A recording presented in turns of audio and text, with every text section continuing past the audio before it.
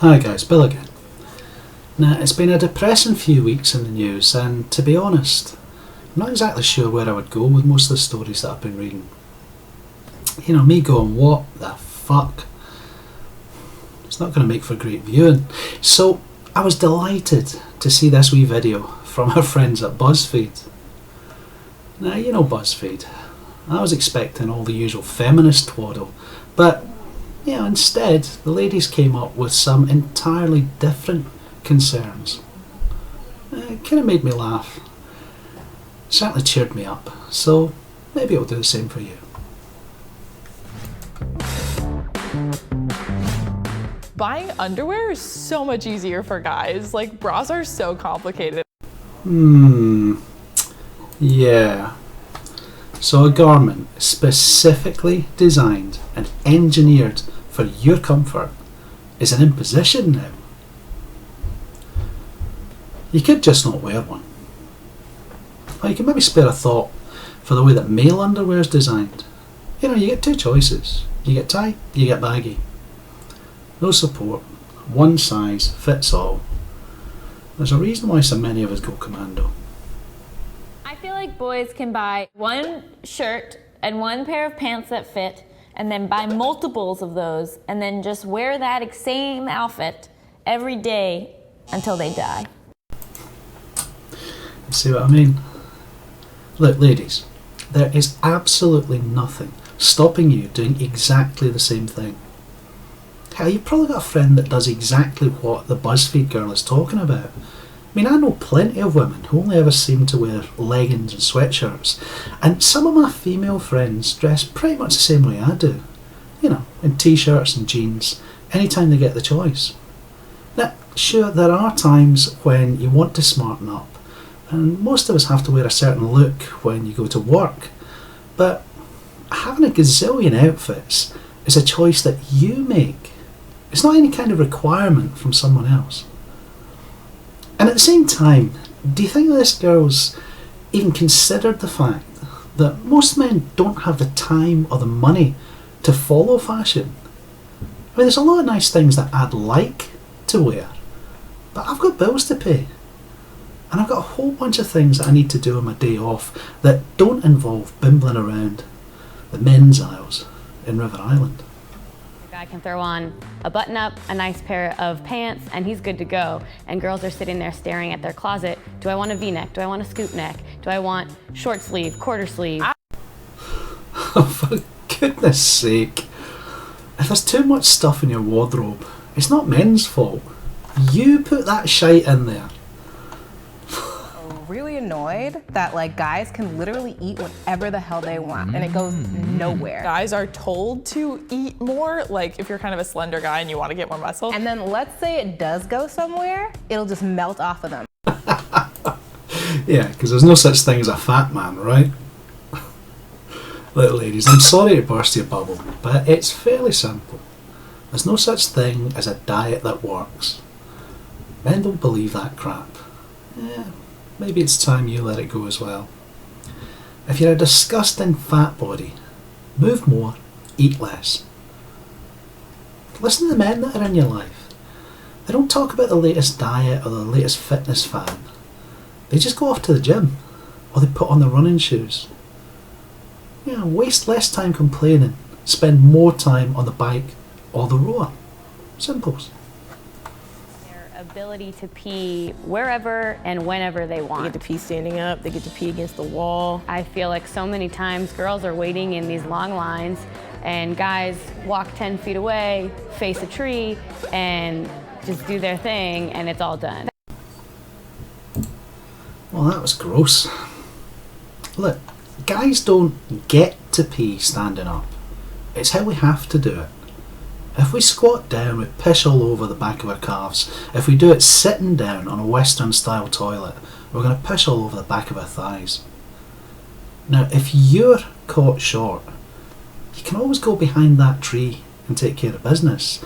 But maybe a better idea would be to have a chat with your female friends. See, when you go to the loo, just do it. Wash your hands and get out of there. It's not a social occasion. There's no requirement to adjust your hair or your makeup. Just get in, do what you need to do, and leave. If enough women do that, that queue will be almost non-existent. Believe me. Guys can sort of be more forward. The guy is the pursuant and the girl is the like, ooh, he's looking at me. I wonder if he'll come over and speak to me sort of thing. And then any woman who makes that advance comes off as kind of aggressive. Men. Come on, girls. It's the 21st century. If you like a boy, just say so. The worst thing that you're likely to face is him politely saying that he's not interested. Look at things from the male perspective. If a lad misreads the signs, your worst case scenario is his best one. I mean, rejection sucks, but it can escalate into much, much more. He stands to have a woman create a nasty scene. He can find himself thrown out of an establishment if that happens. He'll get accused of all sorts of things. He can even find himself getting assaulted by third parties if they imagine that you're being harassed. It's worth remembering that rape culture that feminists are always banging on about. He's got absolutely no defence against an accusation. He can see his entire future destroyed by one bad choice. So show a little bit of sympathy. All you're looking at is mild embarrassment. He has to consider whether just talking to you is worth risking his entire future over. He's likely to be afraid of you, and he's got good reasons to be. Get to have sex with whoever, whenever, and wherever they want, and it's basically socially acceptable. Bollocks. Socially acceptable? To who, exactly?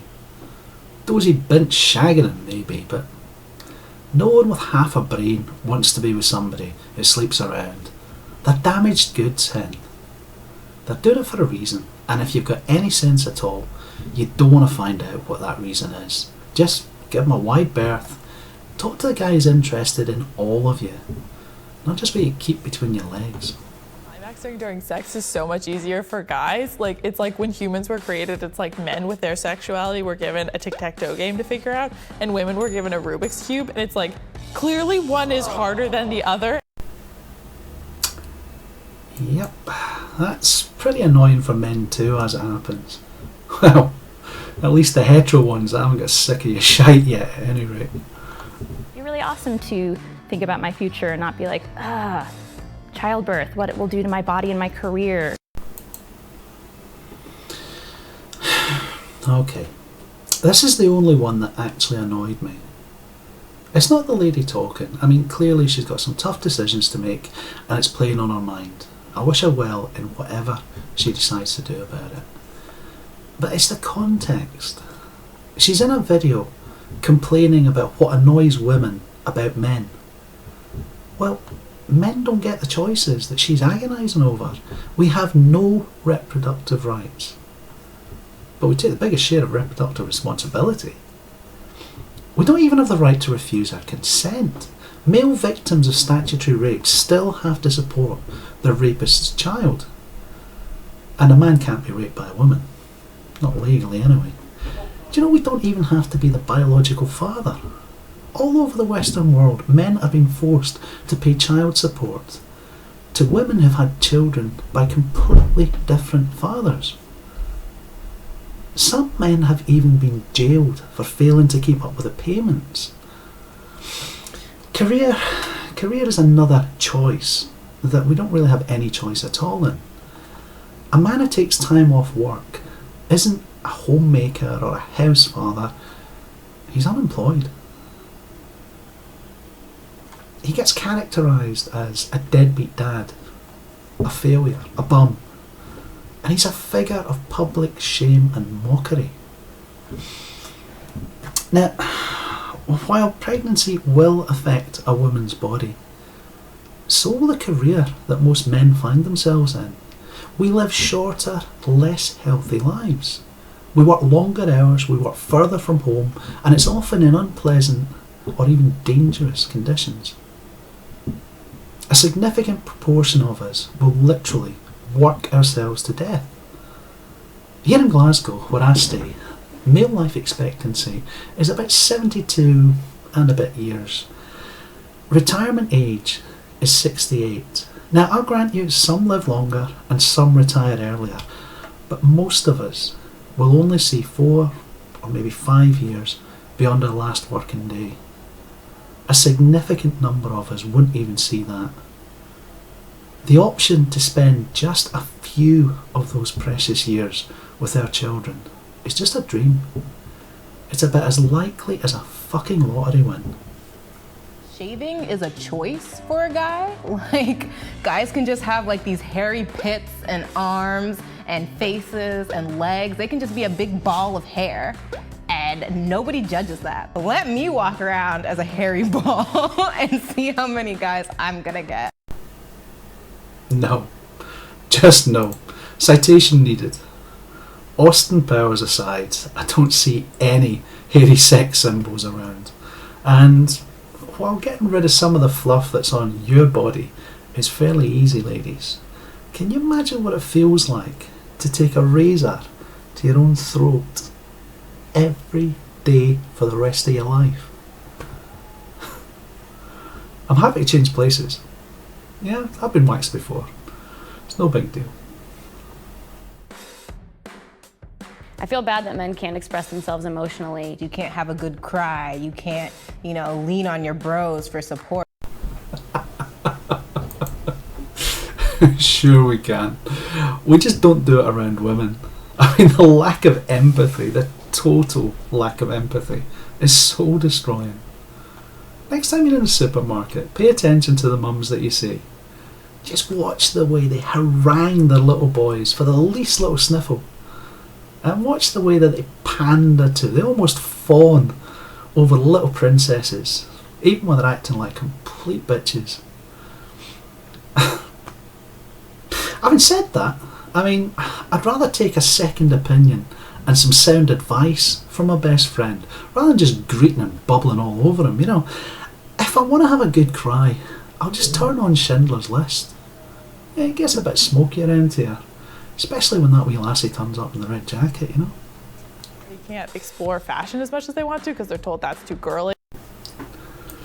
Actually, you want a confession? I don't particularly want to follow fashion. What I would like is some acceptance of the fashion choices that I've already made. For fuck's sake, wearing combat trousers and bike boots doesn't make me a shoplifter.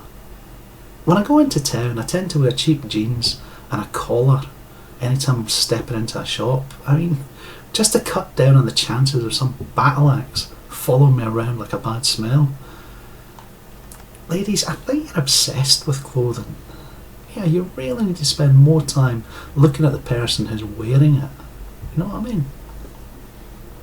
And that they're forced to man up. I think that's really Yeah.